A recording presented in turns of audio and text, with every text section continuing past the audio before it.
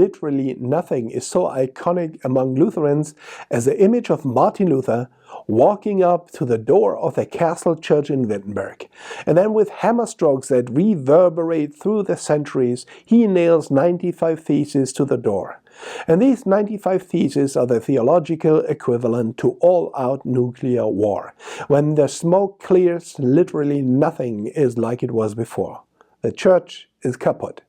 The Holy Roman Empire was split, and the Middle Ages were done. From a modern perspective, the content of Luther's 95 Theses is rather unspectacular. Remember indulgences, they get out of hell free card? In 95 Theses, Luther says, don't do it, stop. Do not sell salvation. Salvation cannot be bought by the people, but only be freely given by God. Luther did not intend to hammer the final nail into the coffin of the medieval church. At the time he was an academic, and the church door was a message board, and between "I lost my cat" and "I want to sell 10 pounds of potatoes," academics left messages for their fellow academics.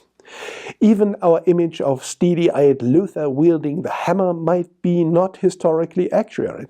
Many scholars think it was more like Luther called a servant of the university and said, "Hey, here, please nail that parchment to the door." One of the nicer things of academic life is that academics like to get together with their fellow academics, preferably in a bar. And then they drink 1 or 10 beer and have a discussion about academic stuff like indulgences are crap. And that seems to have been the purpose of their exercise of nailing 95 theses to the church door in Wittenberg. Luther wanted beer and an academic discussion. And sometimes these discussions got out of hand and ended in a brawl in the street with black eyes and bruised egos.